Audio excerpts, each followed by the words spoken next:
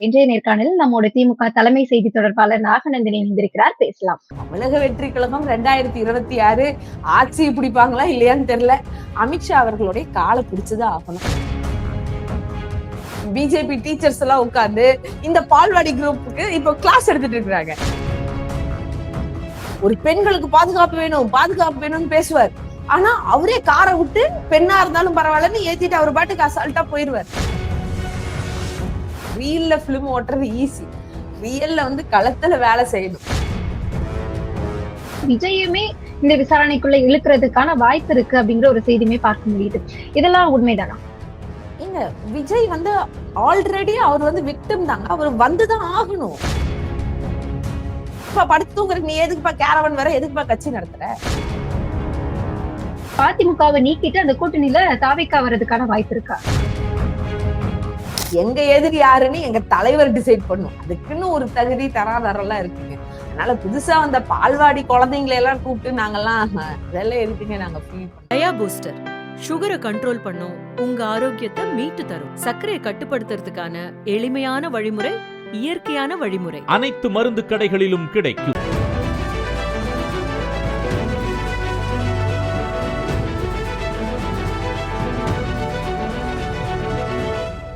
வணக்கம். வணக்கங்க. 2026 புது ஆண்டு பிறந்திருக்கு. இந்த வருஷத்துல தேர்தல் களம் எனக்குதான் அப்படின்னு சொல்லிக்கிட்டு தாவேக்கா ரொம்ப நம்பிக்கையா சொல்லிட்டு இருக்காங்க. நீங்க எப்படி பாக்குறீங்க இத? தாவேக்கானா என்ன கட்சிங்க? அது தெரியலையே. ஓ, அந்த ஆச்சரியக்குரிய அவங்களோட கட்சியா? சரி சரி சரி. அவங்க இப்ப எங்க இருக்காங்க? தமிழ்நாட்டுல இருக்காங்க, டெல்லியில எல்லாம் இருக்காங்க. அவங்கதான் பூண்டோட ஆபீஸ் ரூம்க்குலாம் வர சொல்லி செக் பண்ணி ஒவ்வொருத்தரையும் அனுப்பிச்சிட்டு இருக்காங்களே டெல்லியில.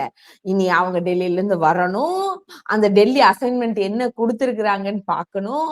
அந்த அசைன்மெண்ட்ட அந்த நடிகர் கூட இருக்கிறவங்க எல்லாம் எப்படி அதை அடிச்சு பிச்சுக்குவாங்களா, இல்ல சரியான முறையில கொண்டு போற அளவுக்கு அவங்க கிட்ட சூழ்நிலை இருக்கா அப்படின்னு பாக்கணும். ஏன்னா சிபிஐ அப்படிங்கிற ஒரு மிகப்பெரிய ஒரு கொக்கிய இன்னைக்கு பாஜக அவங்க மேல போட்டிருக்கு. அப்ப அந்த கொக்கியில இல்ல அந்த வலையில அவங்க சிக்கிதானே ஆகணும். இது தமிழக வெற்றி கழகம்னு போய் இன்னைக்கு பாசிச பாஜகவிடம் தவித்து கொண்டு இருக்கக்கூடிய வெற்றி கழகம் அப்படின்னு மாத்திக்கலாமா அப்படின்னு ரேஞ்சிலதான் இன்னைக்கு நாங்க பரபரப்பான அந்த நியூஸ் எல்லாம் பார்த்துட்டு இருக்கோம். இன்னும் குற்றவாளி யார் சொல்லுங்கள் அப்படிங்கிற மாதிரியான ஒரு கோணத்துலதான் அந்த ஆஸ்பெக்ட் போயிட்டு இருக்குது அப்படின்னு. ஆனா என்ன கஷ்டம்னு பாருங்களேன், தலைவருக்கும் என்ன நடக்குதுன்னு தெரியல அந்த கட்சியில இருக்கக்கூடிய தொண்டர்களுக்கும் ஐயோ நம்ம கட்சிக்காரங்க நியூ இயர் அன்னைக்கு மேல போய் அங்க மாட்டிட்டு இருக்காங்கன்னு கவலை இல்லை. ஆனா என்ஜாய் பண்ணிட்டு இருக்காங்க நம்ம ஆச்சரியக்குறிகள் குரூப்ஸ். அதனாலதான் நாங்க தெளிவா சொன்னோம், அது ஆச்சரியக்குறியில அது அபாயக்குறியாயிட்டு இருக்கு இந்த கட்சியை சார்ந்து. ஏன்னா ஒரு தலைவர் இருக்கும்போது அதை நெறிப்படுத்துற அளவுக்கான கொள்கைகளை சொல்லும் போதுதான் வரக்கூடிய தொண்டர்களுக்கு ஆமா நம்ம எப்படி இருக்கோம், நாளைக்கு நம்மளுடைய ஒரு நிலை எந்த அளவுக்கு உயரும், இல்ல இன்னும் என்னென்ன விஷயங்களை நம்ம மாத்திக்கணும் அப்படின்னு சொன்னாதான் அது புரியும். ஆனா அவருக்கே அது தெரியல அப்படிங்கும் போது நம்ம தொண்டர்களை பத்தி பேச முடியுமா என்னன்னு தெரியல. சோ தமிழக வெற்றி கழகம் 2026 ஆட்சி பிடிப்பாங்களா இல்லையான்னு தெரியல. அமித்ஷா அவர்களுடைய காலை பிடிச்சுதான் ஆகணும். இதுதான் நிதர்சனம். இப்ப தெரிஞ்சு போச்சு. நீங்க சொன்ன மாதிரி இந்த சிபிஐ விசாரணை ஒரு 3 நாளா நடந்துட்டு இருக்கு தொடர்ந்து. அதுவும் நமக்கு இங்க சிபிஐ ஆபீஸ் இருக்கும் போதே டெல்லியில அது குறிப்பிட்டு நடக்குது. இதை பத்தி உங்களோட கருத்து என்ன? அதுதான் தெளிவா தெரிஞ்சிருச்சு. அவங்க சிபிஐ விசாரணைன்ற பேர்ல அங்க போய் உட்கார்ந்து அங்க அவங்க சார் என்ன சொல்றாங்களோ, அங்க ஜி சார்ஸ் எல்லாம் என்ன சொல்றாங்களோ அசைன்மெண்ட் நோட் பண்ணிட்டு இருப்பாங்கன்னு நினைக்கிறேன். நம்ம ஆதவ அர்ஜுனா அவர்களும் அதுக்கப்புறம் பேப்பர்லதான் உண்மையாவே எழுத சொல்லியிருக்காங்க. அதாவது பேப்பர்ல பாத்தீங்களா. ஏன்னா இந்த பசங்க இன்னும் பால்வாடி குரூப்புங்க, அவங்களுக்கு எல்லாம் ஒன்னும் தெரியாது. அட்லீஸ்ட் டேய் நான் சொல்றத கரெக்டானாச்சும் நோட் பண்ணுங்கயா அப்படின்ற மாதிரி அங்க டீச்சர்ஸ், அதாவது பிஜேபி டீச்சர்ஸ் எல்லாம் உட்கார்ந்து இந்த பால்வாடி குரூப்புக்கு இப்ப கிளாஸ் எடுத்துட்டு இருக்காங்க.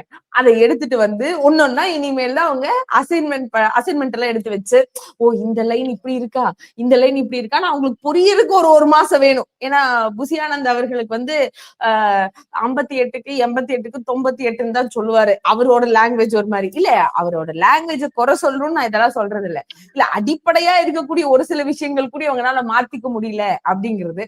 இன்னொன்னு அவர் தலைவர் இருக்காரு பாருங்க, அந்த நடிகர் இந்த லைட் போட்டெல்லாம் ஆஃப் பண்ணு வரல, அப்படியே கெத்து அப்படி உட்காரு வரல, அந்த கேரவன்லயே அரசியல் பண்றாரு பாருங்க.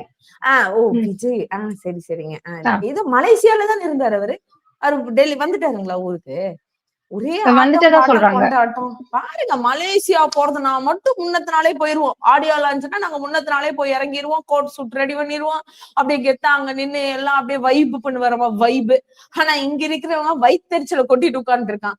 41 பேர் இறந்து என்னாச்சு? அதுக்கு மேல இந்த கட்சியை நம்பி வந்து எத்தனையோ மாவட்ட செயலாளர்கள் ஆகட்டும், ஒரு சில அந்த கட்சிக்காரங்க, அதான் அன்னைக்கு கூட நம்ம பேசணுமே, அந்த தூத்துக்குடியில இருந்து அந்த பெண் அவங்க அஜிதா அவங்க எல்லாம் இன்னைக்கு கதறிட்டு உட்கார்ந்து இருக்காங்க. ஆனா அதையெல்லாம் பாவம் இவர்னால வெளியே வந்து பார்க்க முடியாது.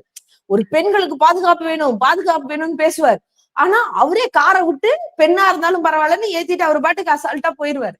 ஏன் எனக்கு ஒண்ணு புரியல. ஒரு நிதர்சனமா ஒரு தலைவர் அப்படின்னு சொன்னா ஒரு பெண் நின்னுட்டு இருக்காங்க, உங்க கட்சிக்காரங்கன்றது தாண்டியும் அவங்க எல்லாம் அத்தனை பேர் உங்க காரை மறிச்சு நிக்கும் போது நீங்க காரை விட்டு இறங்க வேணாங்க, காரை விட்டு இறங்கினா உங்களுக்கு கூட்டம் சேர்ந்துரும், உங்களுக்கு மவுஸ் ஏறிடும், ஓகே அட்லீஸ்ட் அந்த கண்ணாடினாச்சு இறக்கி என்னமா பிரச்சனை உள்ளவான்னு சொல்லல. அது கூடி ஒரு தலைவர்னால சொல்ல முடியாது. அப்புறம் என்னங்க அது கட்சி 2026 என்னவோ ஆட்சிக்கு வருது அப்படி இப்படின்னு. இதெல்லாம் நடக்கிற கதையாங்க. தமிழ்நாட்டு மக்கள் இன்னுமா ஏமாறுவாங்க? யோசிச்சு பாருங்க. இல்ல நீங்க சொன்ன மாதிரியே ஒரு பக்கம் பார்த்தோம்னா இந்த நிர்வாகிகள் எல்லாமே விபரீதமான முடிவு எடுத்துட்டு இருக்காங்க. இன்னொரு பக்கம் பார்த்தோம்னா மலேசியால எங்களுக்குதான் அதிகமான கூட்டம் வந்திருக்கு அப்படிங்கிற ஒரு நரேட்டிவ் வந்து அவங்க செட் பண்ணிட்டு இருக்காங்க. இதெல்லாம் எப்படி புரிஞ்சுக்கிறது? இல்ல மலேசியால தானே கூட்டம் வந்திருக்கு, இவர் தமிழ்நாட்டுல தானே நிக்க போறாரு. எனக்கு புரியல. எனக்கு இவங்க கூட்டம் எல்லாம் சொல்லுவாரு, எங்க அடுத்த பிரதம மந்திரியே எங்க தலைவர் தாயா அப்படின்ற மாதிரி. ஓ மலேசியால இப்ப வந்து எலெக்ஷனுக்கு ஏதாவது நிக்க போறாரு அவரு? இல்ல மலேசியால கூட்டம் வந்தது எல்லாமே தமிழர்கள் தானே, அவங்களுக்கு இங்கதானே ஓட்டு உரிமை இருக்கும். அவங்க எல்லாம் பிளைட் பிடிச்சி இங்க வந்து ஓட்டு போட்டுருவாங்க. எப்படி சர்க்கார் படம் மாதிரி அவரே டிக்கெட் எல்லாம் போட்டு கொடுப்பாரு. என்னங்க படத்துல தாங்க இதெல்லாம் பாசிபிள், இங்க என்ன நடக்குதுன்னு சொல்லி பாக்கணும். அப்படின்னு பார்த்தா நம்ம தலை அஜித் அவர்களும் தான் அங்க கார் ரேஸ் எல்லாம் முடிச்சு அங்க நிக்கும் போது, அதே மலேசியான்னு தான் நினைக்கிறேன், செல்ஃபி பாயிண்ட் பண்ணாரு. செல்ஃபி பாயிண்ட்டுக்கு அத்தனை ஜனம் அங்க நின்னுச்சு அப்படின்னா அவரு அடுத்த சிஎம்னு சொல்லுவாரா? என்னங்க இல்ல அஜித் வந்து இருந்தாலுமே அந்த ரெக்கார்ட் எடுக்கல. இவருக்கு வந்து மலேசியாலயே அதிகமான கூட்டம் வந்தது விஜய்க்கு தான் அப்படிங்கிற ஒரு புக் ஆஃப் ரெக்கார்ட்லயே இவரோட நேம் வந்திருக்கு அப்படிங்கிறது பார்க்க வேண்டியது இல்ல. எங்க புக் ஆஃப் ரெக்கார்டு வந்து அவருடைய நடிப்புக்கும் ஏதோ அவர் நடிச்ச அந்த விஷயத்துக்காக ஜஸ்ட் அது ஒரு இந்த வார்த்தை சொல்லுவாங்களே ஒரு இன்ஃபாக்சுரேஷன், அவ்வளவுதான். அவரை பார்க்கணும் அப்படின்ற ஒரு ஆர்வத்துல போய் நின்னதுதான். மத்தபடி எல்லாம் வேற இல்ல. எங்க ஊர்லயும் தான் ஏதோ நகைக்கடை விரும்புறோம், இல்ல நகைக்கடை திறக்கிறாங்க, இல்ல பாத்திர கடை திறக்கிறாங்கன்னு ஏதோ ஒரு சாதாரண ஒரு சின்ன திரை நடிகர் வரட்டும், இல்ல இந்த யூடியூப் ஃபேமஸ் யாராச்சும் வரட்டும், அப்படியே குப்புன்னு வந்து சேர்ந்துடுறாங்க. இவரை சொல்லக்கூடிய அளவுக்கு ஒரு நடிகர் தான் இல்லன்னு நாங்க சொல்லல. அதனால அவரோட படத்துடைய ஆடியோ லான்ச், அதுவும் கடைசி படம், அப்படி பயங்கர பில்டப், அதனால அப்படியே வந்து இருக்கிற மாதிரிதான் இருக்கணும். இதுல புக் ஆஃப் ரெக்கார்டுனா அப்படின்னு பார்த்தா அறிஞர் அண்ணா அவர்களுடைய இறுதி சடங்குக்கு வந்த கூட்டம் இருக்கு இல்லையா, எங்களுடைய திராவிட முன்னேற்ற கழகத்தின் சார்பாக, அந்த ரெக்கார்டை இது வரைக்கும் யாருனாலையும் பிரேக் பண்ண முடியலன்னா அதுதான் உண்மையான கொள்கைக்கான கூட்டம். யோசிச்சு பாருங்க. தலைவர் கலைஞர் அவர்கள் இறந்த செய்தி வந்து மெரினால இடம் கொடுக்க மாட்டேன்னு சொன்னோன்னே அத்தனை கோடி மக்கள் அங்க வந்து நின்று ஆர்ப்பரிச்சு சென்னையே உழுக்குனாங்கல்ல. அதுக்கப்புறம் நீதிபதியே கேட்டு அந்த மெரினாவில் அவருக்கான இடத்தை கொடுக்கணும்னு சொல்லி தலைவர் கலைஞரை நல்லடக்கம் செஞ்சோம் அப்படின்னு சொன்னா அது கொள்கைக்கான கூட்டம்.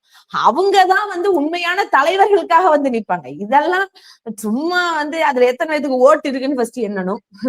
அப்புறம் எத்தனை பேர் வந்து உண்மையாலுமே அதுல வந்து உள்ளூர்காரங்களா இல்ல தமிழ்நாட்டுக்காரங்களா வந்து ஓட்டு போடுவாங்களான்னு பாக்கணும். இந்த மாதிரி நிறைய விஷயங்கள் இருக்குங்க. இவங்க வந்து படம் மட்டும்தான் இது வரைக்கும் காட்டியிருக்காங்க. ரியல் படம் என்னன்னு அவங்களுக்கு தெரியாதுல்ல. ரியல்ல பிலிம் ஓட்டுறது ஈஸி, ரியல்ல வந்து களத்துல வேலை செய்யணும். அவரை ஒரு பிரஸ் மீட் மட்டும் சந்திக்க சொல்லுங்க மேடம் பிளீஸ். நீங்க எல்லாம் வந்து ஒரு ஊடகத்துல இருக்கிறீங்க, எப்படியாச்சும் அந்த செய்தியை கொண்டு போய் அந்த பனையூர்ல தூங்கிட்டு இருக்கக்கூடிய அந்த பால்வாடியை கிட்ட கொஞ்சம் எழுப்பி சொல்லுங்களேன் அவர்கிட்ட. சார் தலைவர்னா ஃபர்ஸ்ட் பிரஸ்ஸ பாக்கணும் சார், தலைவர்னா மக்களை வந்து பாக்கணும் சார், ஒரு கட்சி ஆரம்பிச்சிருக்கீங்கன்னா நிர்வாகிகளை கூப்பிட்டு பேசணும் சார், கட்சியில இருந்தா பெரிய பிரச்சனை வரதான் சார் செய்யும். இந்த மாதிரி பாசிசம், இந்த மாதிரி மேல இருக்கிறவன் நம்மளுக்கு எதிர்கட்சியா இருக்கிறவன் எல்லாம் வந்து கொஞ்சம் குடைச்சல் கொடுப்பான் சார், அதை தைரியமா எதிர்த்து நின்று போராடணும்.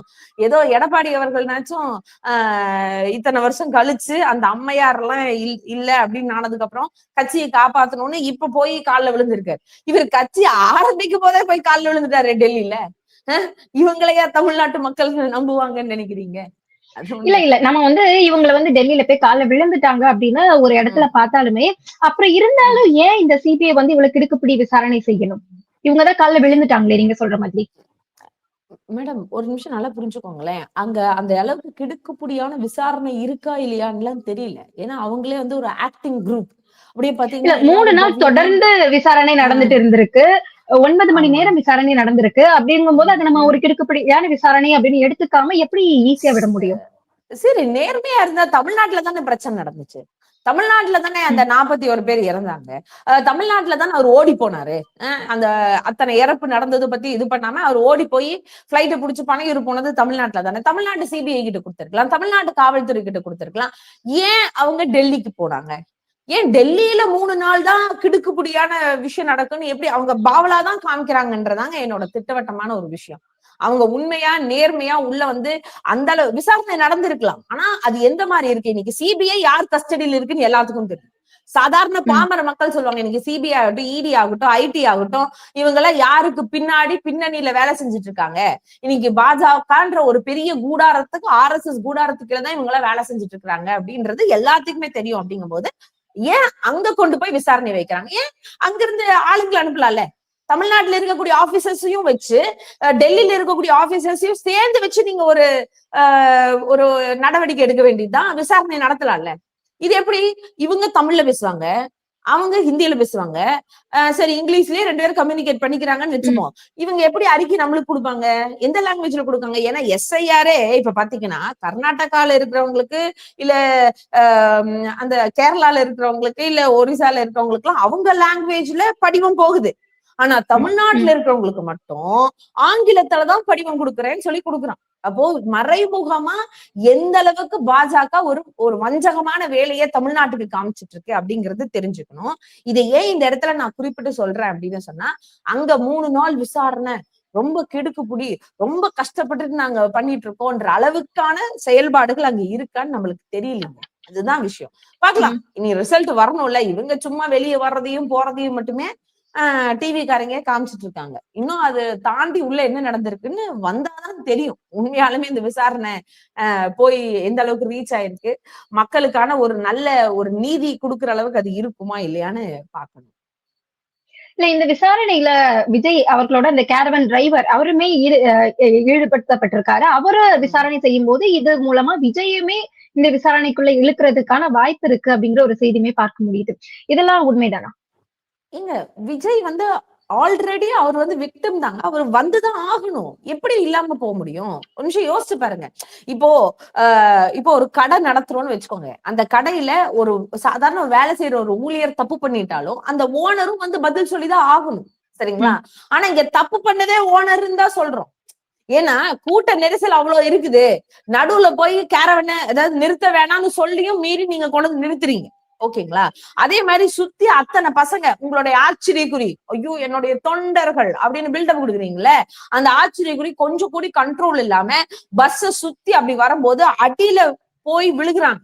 அதை பார்த்து கூட உங்க பஸ் நிறுத்தலப்பா. அதை பார்த்து அவர் என்ஜாய் பண்ணி லைட் போட்டு ஆஃப் பண்ணிட்டு வந்துட்டு இருக்கிறாரு.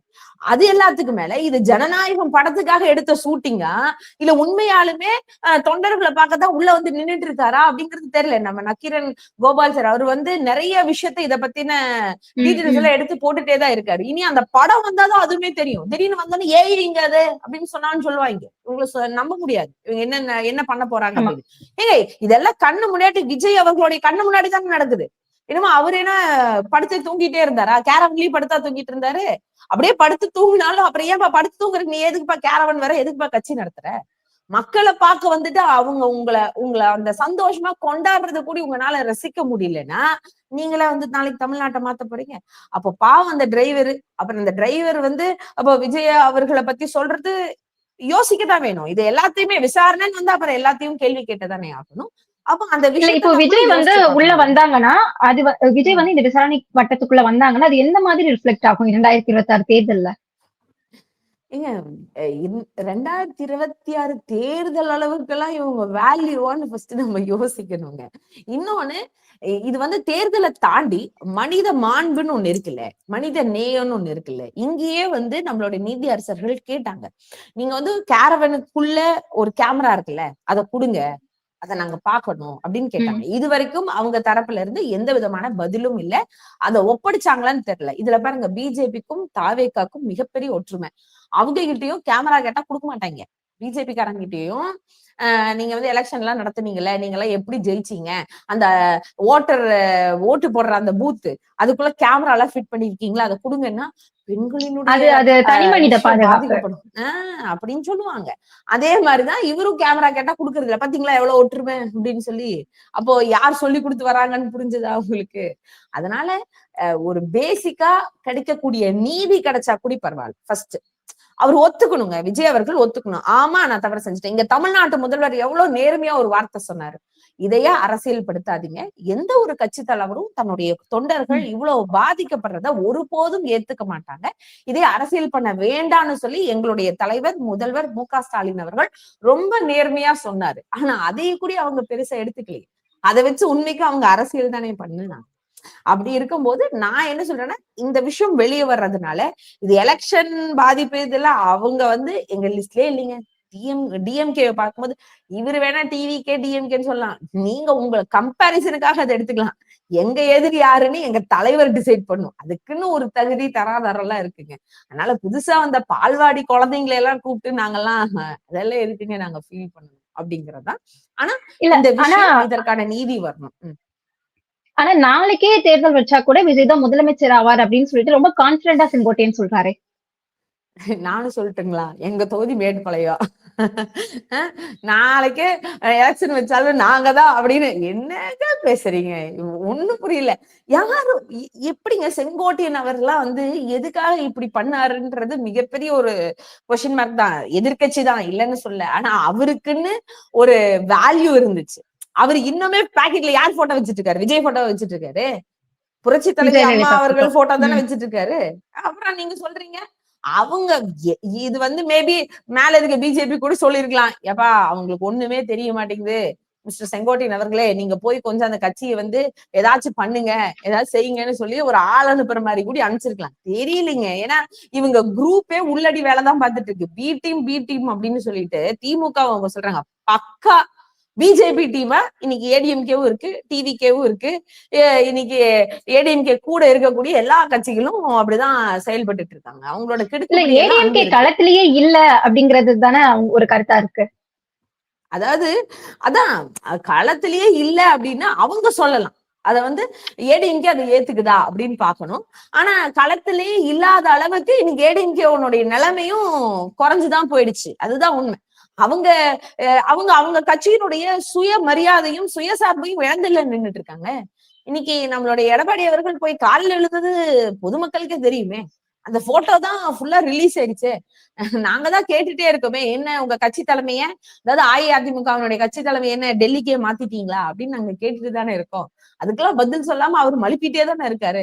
இன்ன வரைக்கும் அமித்ஷா வரும்போதெல்லாம் என்ன சொல்றாரு, கூட்டணி ஆட்சி, அதாவது கூட்டணி அமைச்சரவை அமையும், கூட்டணி அமைச்சரவை அமையும் அப்படிங்கிறாரு. இதை எதிர்த்து ஒரு இடத்துல கூடி அப்படியெல்லாம் இல்லைன்னு சொல்லவே இல்லை இது வரைக்கும் எடப்பாடியார். ஏன்னா அவரோட லெவல் அவ்வளவுதாங்க. அவரு வந்து சும்மா நான் கட்சியை வச்சிருக்கேன், அதிமுக எங்கடதான் இருக்குன்னு பில்டப் எல்லாம் கொடுக்கலாம். ஆனா அவர்னால ஒரு சுய சிந்தனை உடைய ஒரு தலைவரெல்லாம் வர முடியுமானாலும் அதெல்லாம் தெரியல. அவரெல்லாம் பயங்கரமா லாக்லதான் இருக்காரு உண்மையா. இல்ல இப்போ அதிமுகவோட இடத்த டிவிக்கே நிரப்ப போகுதா அப்படிங்கறத ஒரு மிகப்பெரிய கேள்வியா இருக்கு. ஏன்னா இதுக்கு முன்னாடி பியூஷ் கோயல் அவர் வந்திருக்கும் போது கூட யாருமே தாவிகாவை பத்தி விமர்சனம் வைக்காதீங்க அப்படின்னு சொல்லிட்டுதான் போயிருந்திருக்காரு. சோ அதிமுகவை நீக்கிட்டு அந்த கூட்டணியில தாவிகா வர்றதுக்கான வாய்ப்பு இருக்கா? அதிமுகக்கு இங்க எங்க இடம் இருக்கு சொல்லுங்க. என்டிஏ கூட்டணியில அதுதாங்க என்டிஏ கூட்டணியில. அது என்டிஏ எல்லாம் விட்டுருங்க. தமிழ்நாட்டுல அதிமுகக்கு எங்க இடம் இருக்கு? அது எதிர்கட்சியா, வலுவான எதிர்கட்சியா? இல்ல நான் இப்படி கேட்கறேன்னு சொல்லி என்னை தவறா நினைக்காதீங்க. இங்க ஒரு தமிழ்நாடு அப்படிங்கிற மிகப்பெரிய ஒரு கட்டமைப்பை ரொம்ப கஷ்டப்பட்டு இன்னைக்கு வந்து இவ்வளவு பெரிய வளர்ச்சி, அதாவது எல்லாத்துக்கும் 1947 தான் சுதந்திரம் கிடைச்சது, அது உண்மை இல்ல. ஆனா தமிழ்நாடு மட்டும் தனித்துவமா எல்லா விஷயத்தையும் போராடி பெற்றிருக்கோம். இந்த நாட்டினுடைய, அதாவது தமிழ்நாடுங்கிற மாநிலத்தினுடைய பெயர்ல இருந்து, சுயமரியாதையில இருந்து, சமூக நீதியில இருந்து, அதை தாண்டி இங்க இருக்கக்கூடிய உரிமைகள்ல இருந்து, இந்த சாதி ஒழிப்பு அப்படிங்கிற ஒரு விஷயத்துல இருந்து இன்னைக்கு படிப்பு, தொழில், வளர்ச்சி, பெண்களுக்கான முன்னேற்றம்ங்கிற இத்தனை விஷயத்த ஒரு 70 வருடத்துல எப்படிங்க முதன்மை மாநிலமா தமிழ்நாடு சாதிச்சுச்சு? நிமிஷம் யோசிச்சு பாருங்களேன். அதுக்கு காரணம் இந்த திராவிட இயக்கம், இந்த திராவிட சித்தாந்தம், எங்களுடைய திராவிட தத்துவம். அதனாலதான் இன்னைக்கு 100 வருடம் ஆயும் கூட நம்மளுடைய தலைவர் மு க ஸ்டாலின் அவர்கள் லண்டன்ல போய் அந்த திராவிட அந்த விழாவை கொண்டாட விதத்துல பெரியாரினுடைய படத்தை வந்து திறந்து வச்சுட்டு வந்தாரு. இப்போ அந்த டைமே நம்ம பேசணும், ஆரியமா திராவிடமா அப்படிங்கும் போது நாங்க திராவிடர்கள்டா அப்படின்றத ரொம்ப பெருமையா நாங்க வந்து சொன்னோம். அந்த ஒரு நிலைப்பாட்டுல இருந்து யோசிச்சு பாருங்களேன். அதாவது இவங்க வந்து இன்னைக்கு முழுக்க முழுக்க சுயமரியாதை இழந்து, அதாவது சமூகம் சார்ந்த, அதாவது சமூக நீதி நம்ம பேசுறோம்ல, சமூக நீதிக்குன்னா என்னன்னு எத்தனை கிலோன்னு கேட்பாராட்டு எடப்பாடியார். அப்படிதான் இருக்கு. இன்னைக்கு திராவிடன்னா என்னன்னு கேட்டா என்ன சொல்றாரு? அதெல்லாம் யாராச்சும் படிச்சவங்க பெரியவங்க இருப்பாங்க, அவங்க கிட்ட போய் கேளுங்க. அப்படிங்கும் போதே தெரியலையா அதிமுகவினுடைய நிலைமை எவ்வளவு கம்மி ஆயிடுச்சுன்னு? சாதாரண அதிமுக தொண்டர்கள் வருத்தப்படுறாங்க. எவ்வளவு ஒரு வலிமையா இருந்த ஒரு கட்சி. உண்மைக்கு சொல்ல போனா அதிமுகவுக்கே தாய் கட்சி திமுக தாங்க. எம்ஜிஆர் எங்கிருந்து வந்தாரு? எம்ஜிஆருக்கு யார் அரசியல் சொல்லி கொடுத்தா? எம்ஜிஆர் இன்னைக்கு வந்து எல்லாம் பில்டப் கொடுத்து பேசுறாங்களே, நாங்க இவ்வளவு காலேஜ் கட்டணும், இவ்வளவு பெரிய இடத்துக்கு வந்தோம், இவ்வளவு ஏடிஎம்கே பீரியட்ல இதெல்லாம் நடந்துச்சு. இங்க நீங்க எல்லாம் பண்றதுக்கு முன்னாடியே எங்களுடைய தலைவர் கலைஞர் அவர்களும் அதுக்கு முன் இருந்த அறிஞர் அண்ணா அவர்களும் கட்டமைச்ச அந்த புள்ளியில தானே நீங்க எல்லாத்தையும் கொண்டு வந்தீங்க. நீங்க நல்லா யோசிச்சு பாருங்க. நிறைய பேர் இந்த ஒரு விஷயத்த வைக்கிறாங்க. இன்னைக்கு ஒரு சின்ன விஷயம்னாலும், இப்ப இன்னைக்கு மருத்துவத்துறை இவ்வளவு வளர்ச்சி அடைஞ்சிருக்கு. இன்னைக்கு வந்து இவ்வளவு 11 காலேஜ் கட்டின பில்டப் கொடுத்து பேசுறாங்களே. நான் என்ன கேட்கிறேன்னா, மாவட்டத்துக்கு ஒரு மருத்துவக் கல்லூரி முதல்ல தமிழ்நாட்டுல கொண்டு வந்தவர் முத்தமிழறிஞர் கலைஞர் அவர்கள் தான். அதுக்கப்புறம் தான் வருது குடிசை மாற்று வாரியம் அப்படின்னு சொல்றோம்.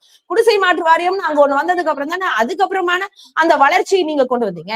தொழில்துறை வளர்ச்சி அப்படின்னு சொன்னா இன்னைக்கு தொழில் பேட்டைகளை உருவாக்குனது யாரு? முத்தமிழறிஞர் கலைஞர். அதை தொட்டுதான் இன்னைக்கு தொழில் வளர்ச்சி தமிழ்நாட்டுல வந்துச்சு.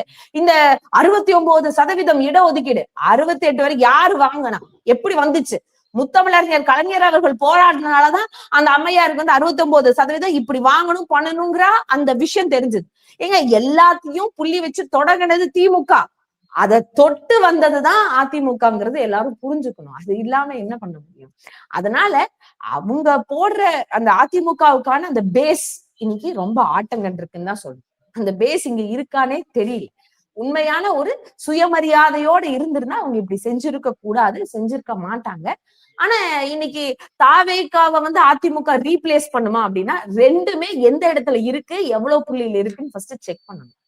அதனால பெருசா இம்பாக்ட் இருக்குமான்னு தெரியலங்க. அது ஒண்ணு இருக்கு. இல்ல, நீங்க இப்ப பேசும்போது திமுக ரொம்ப வலுவா இருக்கு அப்படிங்கிற மாதிரி ஒரு ஸ்டாண்ட வந்து நீங்க எடுத்துட்டு வரீங்க. இவ்வளவு வலுவா இருக்கக்கூடிய திமுகனால இந்த போதை பழக்கம் இருக்கு இல்லையா, அதையே முழுசா கட்டுப்படுத்த முடியல? இல்ல, ஒரு தெளிவான ஒரு விஷயம் புரிஞ்சுக்கலாம். போதை அப்படிங்கிறது வந்து அரசாங்கம் ஒண்ணும் போய் கொடுத்து பண்ணுங்கன்னு சொல்லல. இன்ன வரைக்கும் எங்கெங்க தவறுகள் நடக்குதோ அங்கெல்லாம் நம்ம வந்து தட்டி கேட்கிற அளவுக்கு அந்த அளவுக்கு இங்க இருக்கக்கூடிய கட்டமைப்பு பண்ணிட்டு தான் இருக்கும். நீங்க இன்னைக்கு கவர்மெண்ட் ஸ்கூல் குழந்தைங்க எப்ப பாருங்க, இப்ப நீங்க நம்ம கூட இந்த விஷயம் பேசுறோங்க மேடம், கீழே கமெண்ட்ல வந்து உடனே ஸ்கூல் பிள்ளைங்க எல்லாம் இது பண்ற மாதிரி போடுவாங்க. நான் இன்னைக்கு சொல்றேங்க, எல்லாரும் யாரு கமெண்ட்ல போடுறாங்க, இந்த நேரலையில பாக்குறவங்க எல்லாரும் போய் தெரிஞ்சுக்கிட்டோம். இன்னைக்கு ஒவ்வொரு கவர்மெண்ட் ஸ்கூல்லையும் 2021 தமிழ்நாடு அரசு பொறுப்பேற்றதுக்கு அப்புறம், அதாவது தலைவர் மு க ஸ்டாலின் அவர்களுடைய தலைமையில SMC அப்படிங்கிற புதுசா, அதாவது ஸ்கூல் மேனேஜ்மெண்ட் கமிட்டி அப்படிங்கறது ஒண்ணு உருவாக்கியிருக்காங்க. அதுல அந்த அரசாங்க பள்ளியில படிக்கக்கூடிய அந்த குழந்தைங்களுடைய அம்மா அப்பாவை அந்த கமிட்டியில மெம்பரா இருக்கிறாங்க. இது வந்து எல்லா அரசு பள்ளியிலயும் நடக்குது. இதுக்கு முன்னாடி பேரண்ட்ஸ் டீச்சர் சொல்லுவாங்க இல்லையா, பேரண்ட்ஸ் கமிட்டி, பெற்றோர் ஆசிரியர் சங்கம், அங்கெல்லாம் இந்த அளவுக்கு இருக்கான்னு தெரியல. நான் நேரடியா போய் கேட்டேன். எங்க தொகுதியில, மேட்டுப்பாளையம் தொகுதியில காரமடையில இருக்கக்கூடிய ஹை ஸ்கூல்ல அந்த வீடியோ கூட எங்க கிட்ட இருக்கு. நான் என்னோட பேஸ்புக்ல எல்லாம் கூட நான் போட்டிருக்கேன். அந்த பேரண்ட்ஸ் எல்லாம் அவ்வளவு சந்தோஷமா சொல்றாங்க. இங்க ஒரு வெளியே போய் நாங்க பாக்குறோம், திடீர்னு ஒரு இடத்துல போதை பொருளை வித்துட்டு இருந்தாலும் ஒரு போலீஸ் வந்து கேட்கணும், இல்ல இங்க இருக்கிற HM வந்து கேட்கணும், இல்ல பெரியாள் வந்து கேட்கணும். இல்ல, எங்களுக்கு அந்த உரிமையை கொடுத்திருக்காரு தமிழ்நாட்டு முதல்வர். நாங்க இந்த டேக வச்சுட்டு எதுக்காக இந்த பொருளை நீங்க விக்கிறீங்கன்னு கேட்கிற உரிமை எங்களுக்கு இருக்குன்னு சொல்லி அந்த பெற்றோர்கள் சொல்றாங்க. அப்போ இங்க நாங்க வந்து எப்படியாச்சும் இந்த விஷயத்த நாங்க சரி பண்ணணும்ன்ற முயற்சி எடுத்துட்டே தான் இருக்கோம். அது முழுமையா எல்லாரும், அதாவது திருடனா பார்த்து திருடாவிட்டால் திருட்டை ஒழிக்க முடியாதுன்னு சொல்லுவாங்க. இது தனி மனித ஒழுக்கம்னு ஒண்ணு இருக்கு இல்லையா? எல்லாருமே அதை இது பண்ணணும். இப்போ அரசாங்கம் ஒரு திட்டத்தை கொடுக்கும், அந்த திட்டத்தை இயக்கணும், அதுக்கான சூப்பர்விஷனை போடணும். அதை தாண்டி ஒரு வீட்டுக்குள்ளேயும் என்ன நடக்குது என்ன எதுன்னு பார்க்க முடியாது. அதற்கான எல்லா முன்னெடுப்பையும் எடுத்து வைக்கிறோம். இந்த போதைப் பொருளை ஒழிக்கிறதுக்கான காணொலிகள் ஆகட்டும், அதை பண்ணக்கூடாது அப்படிங்கிற சுற்றறிக்கை ஆகட்டும், எல்லா காலேஜஸ்ல இருந்தும் இல்ல காலேஜஸ் முன்னாடி இருக்கக்கூடிய கடைகள்ல இருந்தும் எல்லாத்துலயும் போயிட்டுதான் இருக்கு. ஆனாலும் இந்த தவறு கண்டிப்பாக தண்டிக்கப்பட வேண்டியதுதான். அதை தெரியக்கூடிய இடத்துல எங்க நடக்குதுன்னு தெரிஞ்ச உடனடியா அதை முதன்மையா நின்று நடவடிக்கை எடுக்கக்கூடிய இடத்துல திராவிட முன்னேற்ற கழகம் இருக்கும். அதுல எந்த மாற்று கருத்தும் இல்லை. ஆனா இதுல ஒரு சில பேர் பேசும்போது சொல்றாங்க, தமிழ்நாட்டுலதான் இது ரொம்ப ஜாஸ்தியா இருக்கு, தமிழ்நாட்டுலதான் ரொம்ப அதிகமா இருக்கு. எங்க வடநாட்டுல போய் பாருங்க. அதெல்லாம் நம்ம சொல்லணும்னு அவசியமே கிடையாது. சரிங்களா? அங்க ஒரு நிலைப்பாடெல்லாம் எப்படி இருக்கும்? ஏன்னா ரொம்ப பேசணும்னா இவங்க மதம் சார்ந்து பேசுறாங்க, அப்படி பேசுறாங்க, இப்படி பேசுறாங்கன்னு எல்லாம் சொல்லிடுவாங்க. ஆனா நம்மளுக்கு நிதர்சனமா தெரியும், ஒரு பீகார்லயோ இல்ல யூபிலயோ போய் நின்னாலே என்ன நடக்கும். இப்ப நம்ம வடநாட்டு கூட நீங்க கம்பேர் பண்ணி சொல்லியிருந்தீங்க, உத்தரப்பிரதேசத்துல போதைப் பொருள் அதிகமா இருக்கு அப்படின்னு சொல்லிக்கிட்டு. ஆனா இது வடநாட்டு கூட இன்னொரு கம்பாரிசன் இப்போ பிரவீன் சக்கரவர்த்தி காங்கிரஸை சேர்ந்த ஒரு மூத்த நிர்வாகி அவர்கள் வச்சிருக்காங்க. உத்தரப்பிரதேசத்தை விட தமிழ்நாட்டுல கடன் சுமை அதிகமா இருக்கு அப்படின்னு சொல்றாங்க. அதாவது ஊபி எவ்வளவு பின்தங்கிய மாநிலம் அப்படிங்கறத நம்ம பார்க்கிறோம். அந்த மாநிலத்தை விடையுமே தமிழ்நாட்டுல கடன் சுமை அதிகமா இருக்கு அப்படிங்கிற ஒரு குற்றச்சாட்டு முன் வச்சிருக்காரு. ஏங்க கடன் சுமையை பத்தி மட்டும் அவர் பேசுறாரு, வளர்ச்சியை பத்தி பேசவே மாட்டேங்கிறாரு.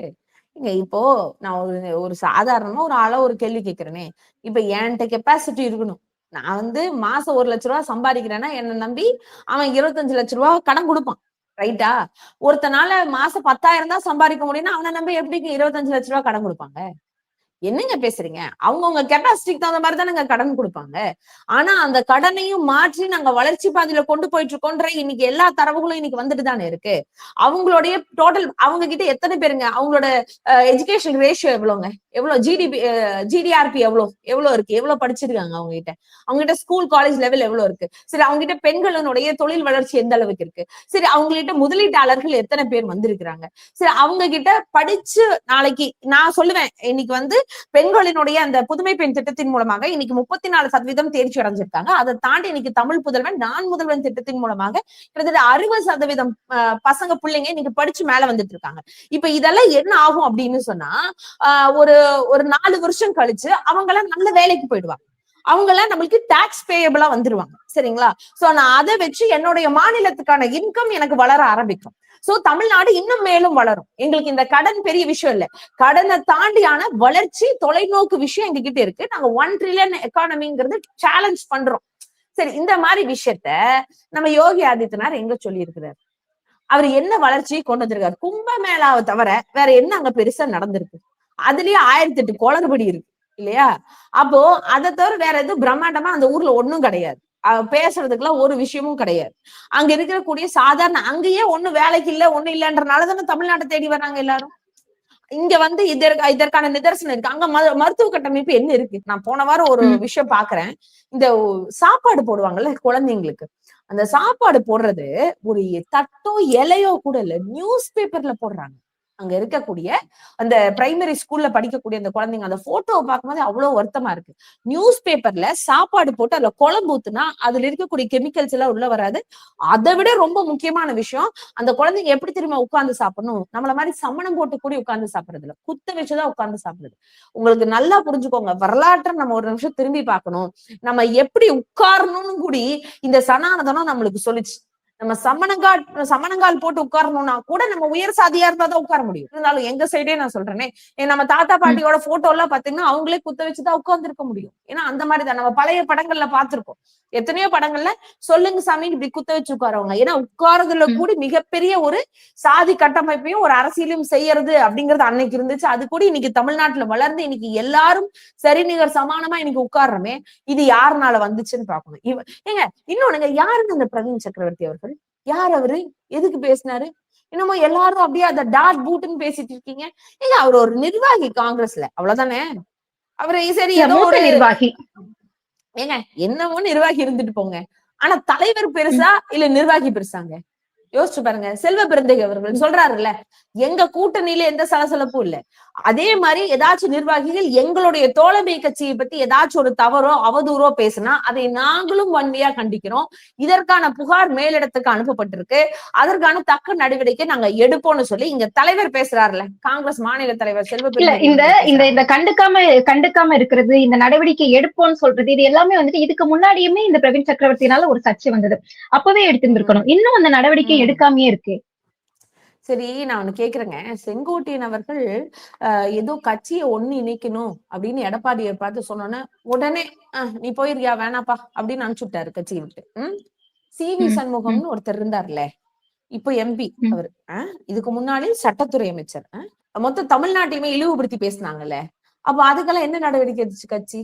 ஏன் நம்ம ஜெயக்குமார் அவர்கள் பேசினாங்க, இந்த பிஜேபியோட கூட்டணி வச்சனால மட்டும்தான் எனக்கு வர வேண்டிய ஓட்டுக்குடி வராம போச்சு அப்படின்னு சொன்னபோது என்ன நடவடிக்கை எடுத்தாங்க? ஏங்க இது அவங்க கருத்து சுதந்திரங்க.